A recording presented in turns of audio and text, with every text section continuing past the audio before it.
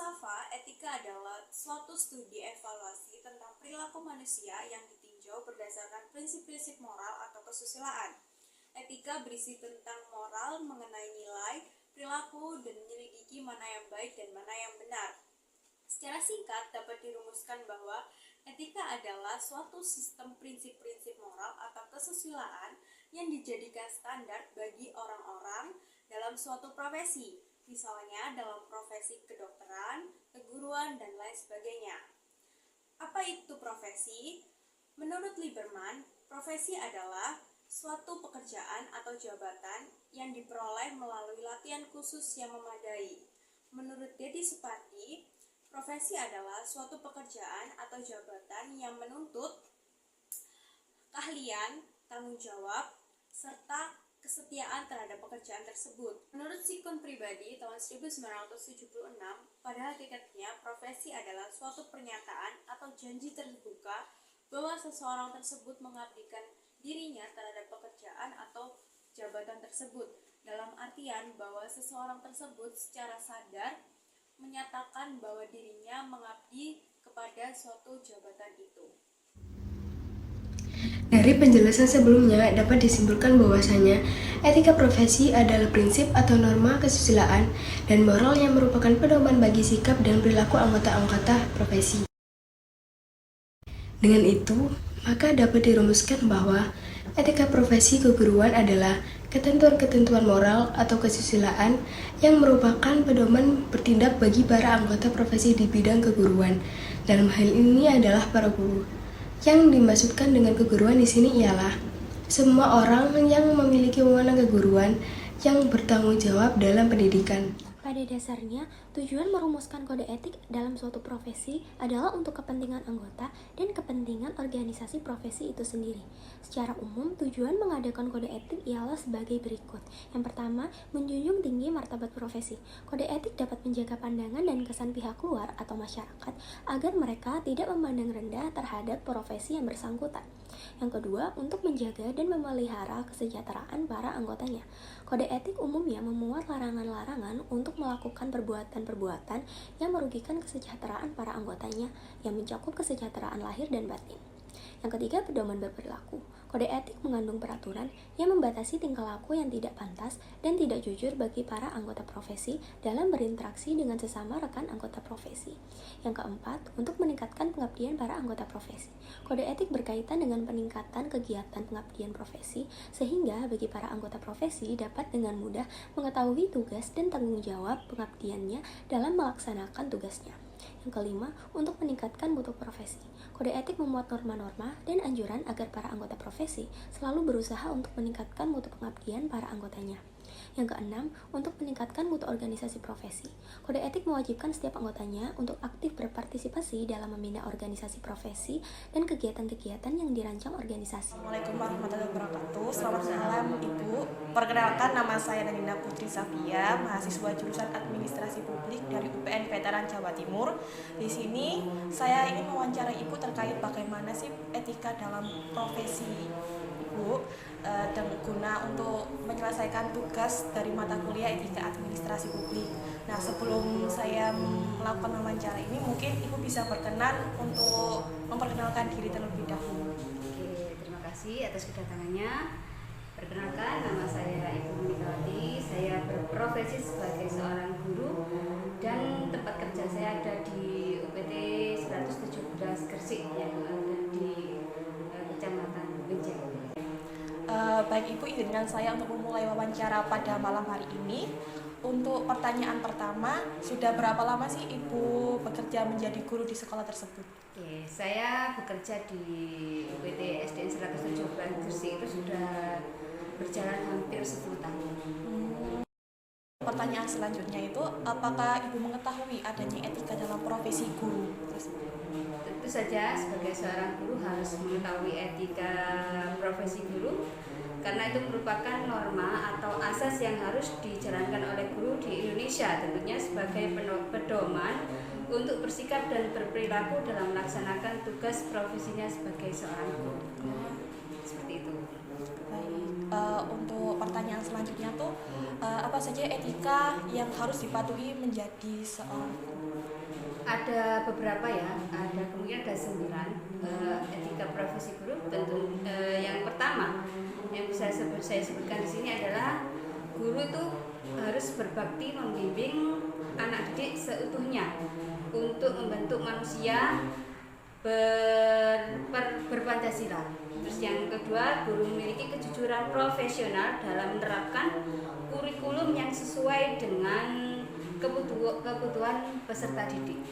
Dan yang ketiga adalah guru berusaha memperoleh informasi tentang peserta didik sebagai bahan melakukan bimbingan dan pembinaan. Dan yang keempat, guru menciptakan suasana sekolah sebaik-baiknya yang menunjang berhasilnya proses belajar mengajar. Yang kelima, guru memelihara hubungan baik dengan orang tua murid dan masyarakat sekitarnya untuk membina peran serta dan tanggung jawab bersama terhadap pendidikan. Dan keenam, guru secara pribadi dan secara bersama-sama mengembangkan dan meningkatkan mutu dan martabat profesinya. Yang ketujuh, guru memelihara hubungan profesi, semangat kekeluargaan dan kesetiakawanan nasional. Itu biasanya kita terapkan pada sesama profesi guru. Dan itu yang terakhir, yaitu melaksanakan segala kebijakan pemerintah di bidang pendidikan. Seperti itu. Banyak ya rupanya. Iya, ya cukup banyak, dan itu memang harus diketahui dan diterapkan oleh seorang guru. Baik. Lalu untuk pertanyaan selanjutnya tuh, mengapa seorang tenaga pendidik seperti guru itu harus mentaati etika yang sudah ada? Karena etika guru merupakan seperangkat prinsip dan norma moral yang mendasari pelaksanaan tugas dan layanan profesional guru dalam kaitannya di sini dengan peserta didik, juga dengan orang tua, dengan sekolah dan rekan seprofesi, juga terkait dengan organisasi profesi dan pemerintah berdasarkan nilai agama, pendidikan sosial, etika dan juga termasuk kemanusiaan. Seperti itu. Lalu selanjutnya itu, dalam proses pembelajaran yang dilakukan oleh tenaga pendidik itu, apakah ada larangan yang tidak boleh dilakukan oleh tenaga pendidik atau guru? Tentu saja ya. Di sini larangannya yang fatal apabila itu dilakukan oleh seorang guru dalam hal ini, contohnya seperti melakukan tindakan kekerasan terhadap siswa, itu sangat fatal. Dan itu yang kedua, berkata-kata yang tidak baik yang bisa merusak moral siswa, itu juga menjadi larangan yang harus dijauhi oleh seorang guru. Terus kemudian ada juga pilih kasih terhadap siswa, dari yang satu dengan yang lain tidak boleh dilakukan. Kemudian ada lagi memberikan tugas tanpa menjelaskan materi apa yang harus dikerjakan. Dan selanjutnya itu adalah tidak dapat mengontrol emosi. Dalam hal ini biasanya seorang guru itu manusiawi ya, kadang-kadang ada masalah di rumah, kalaupun itu menjadi masalah tidak boleh dibawa sampai ke sekolah, dan akibatnya nanti kalau seorang guru tidak bisa mengontrol emosi, nanti ujung-ujungnya adalah korbannya adalah peserta didik. Seperti itu. Menurut Ibu sendiri, bagaimana apabila ada seorang tenaga pendidik itu melakukan pelanggaran dari etika profesi dalam guru? Oke. Menurut saya, tentu saja akan mendapatkan sanksi yang sesuai dengan peraturan perundang-undangan yang berlaku. Termasuk di sini pihak yang berwenang untuk merekomendasikan sanksi pada pelanggaran etika profesi guru adalah Dewan Kehormatan Guru Indonesia. Itu biasanya akan membuat keputusan nantinya pelanggaran seperti apa yang dilakukan oleh seorang guru itu nanti disesuaikan dengan berat tidaknya suatu pelanggarannya. Seperti itu. Lalu apa saja sih sanksi yang diberikan bagi seorang guru bila beliau itu melanggar sebuah etika dalam proses pembelajaran? Sanksi yang di sini yang dimaksud bisa berupa teguran, bisa berupa peringatan tertulis, dan yang paling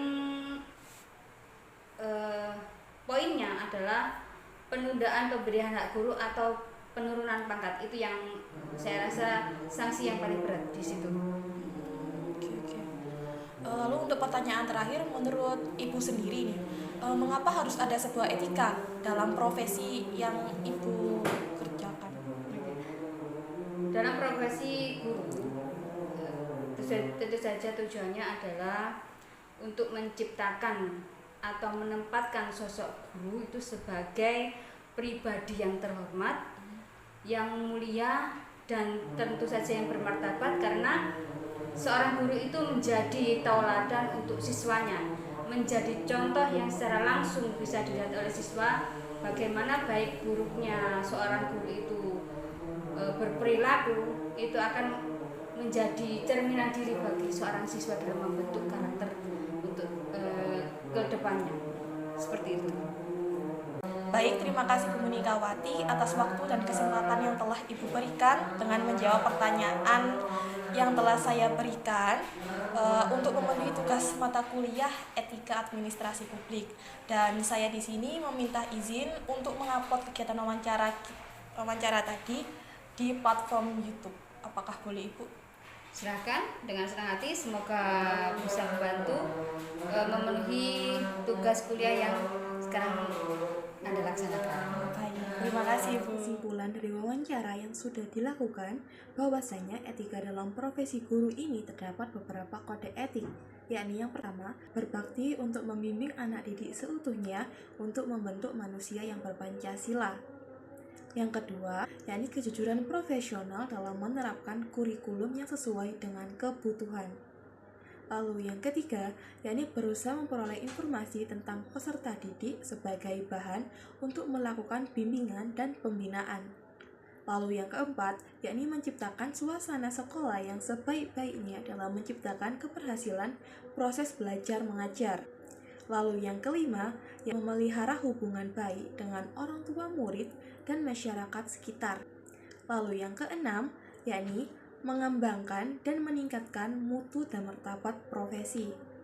Lalu yang ketujuh, yakni memelihara hubungan profesi dan semangat kekeluargaan dan kesetiakawanan nasional.